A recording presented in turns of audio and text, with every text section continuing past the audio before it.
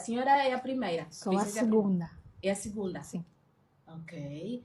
Agora, diga-nos também como é que são escolhidos os dias em que o marido passa a noite em casa de uma mulher, uma da outra. Como é que se faz essa escolha?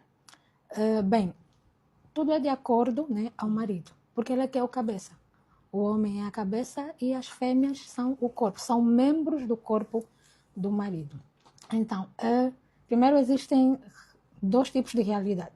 O homem pode ter uma casa, né, com vários quartos, e ele viver lá com algumas mulheres, ou até mesmo viver numa casa sozinho e ter uma outra casa onde ele tem lá todas as suas mulheres.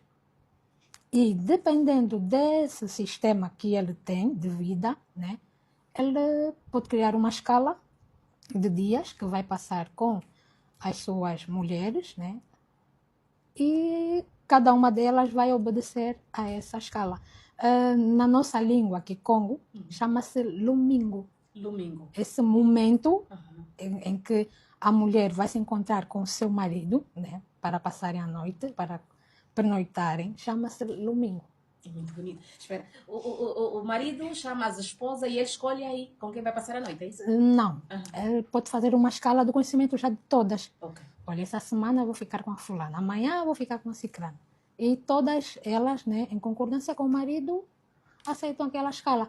Agora, há aquelas situações em que a mulher, né, pode conversar com a sua irmã do lar, né, porque há aquelas situações em que a mulher está de menstruação ou não está bem de saúde, então ela pode fazer uma troca com a sua irmã, porque nesse ato do domingo a mulher não pode estar menstruada. Ok, ok.